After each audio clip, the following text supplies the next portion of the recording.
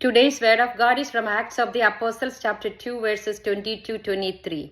You who are Israelites, hear these words. Jesus the Nazarene was a man commended to you by God with mighty deeds, wonders and signs, which God worked through him in your midst. As you yourselves know, this man delivered up by the set plan and foreknowledge of God. You killed, using lawless man to crucify him.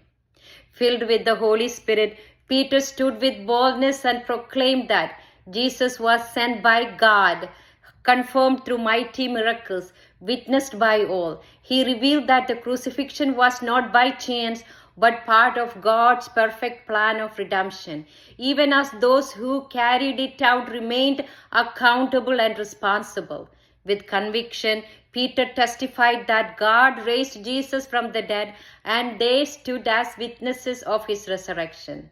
As Jesus himself declared, I lay down my life on my own. I have the authority to lay it down.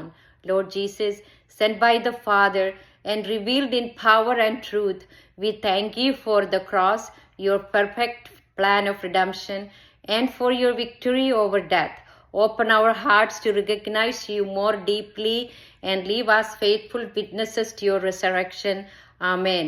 ഇന്നത്തെ വചനവായന അപ്പസ്തോലന്മാരുടെ പ്രവർത്തനങ്ങൾ 2-ാം അധ്യായം 22 മുതൽ 23 വരെയുള്ള തിരുവചനങ്ങൾ. Israel ജനങ്ങളെ, ഈ വാക്ക് കേൾക്കുവിൻ. നിങ്ങൾക്കറിയാവുന്നതുപോലെ ദൈവം നസ്രായനായ യേശുവിനെ താൻ അവൻ വഴി നിങ്ങളുടെ ഇടയിൽ പ്രവർത്തിച്ച മഹത്തായ കാര്യങ്ങൾ കൊണ്ടും തന്റെ അത്ഭുത പ്രവർത്തനങ്ങളും അടയാളങ്ങളും കൊണ്ടും നിങ്ങൾക്ക് സാക്ഷ്യപ്പെടുത്തി തന്നു. അവൻ ദൈവത്തിന്റെ നിശ്ചിത പദ്ധതിയും പൂർവ്വജ്ഞാനവും അനുസരിച്ച് നിങ്ങളുടെ കൈകളിൽ ഏൽപ്പിക്കപ്പെട്ടു. അധർമ്മികളുടെ കൈകളാൽ അവനെ നിങ്ങൾ കുരിശിൽ തറച്ചു കൊന്നു. പന്തക്കുസ്ത ദിനത്തിൽ പരിശുദ്ധാത്മാവിനാൽ പൂരിതനായി പത്രോസ്ലിഹ ലോകത്തിന്റെ നാനാഭാഗങ്ങളിൽ നിന്നും വന്ന വിഭിന്ന ഭാഷക്കാരായ ജനാവലിയെ അഭിസംബോധന ചെയ്ത് ചങ്കൂറ്റത്തോടെ ഉറക്കെ വിളിച്ചു പറയുന്നു, യേശുവിന്റെ മരണത്തിന്റെ ഉത്തരവാദികൾ യഹൂദരാണെന്ന്. അവർ നിഷ്ഠൂരരായ റോമൻ പട്ടാളക്കാരെ കൊണ്ട് ക്രിസ്തുവിനെ അതിക്രൂരമായി മർദ്ദിപ്പിച്ചു കുരിശിൽ തറപ്പിച്ചു കൊന്നു. പത്രോസ് പറയുന്നു, നിങ്ങൾ കുരിശിൽ തറച്ച യേശുവിനെ ദൈവം കർത്താവും ക്രിസ്തുവുമായി ഉയർത്തിയെന്ന് ഇസ്രായേൽ ജനം മുഴുവനും വ്യക്തമായി അറിയട്ടെ. കർത്താവായ ഈശോയെ രക്ഷ പ്രാപിക്കാനായി ആദിമ ക്രൈസ്തവ സമൂഹത്തെ പോലെ ഏക മനസ്സായി ഞങ്ങളും അങ്ങയുടെ ചാരെ അണയുന്നു.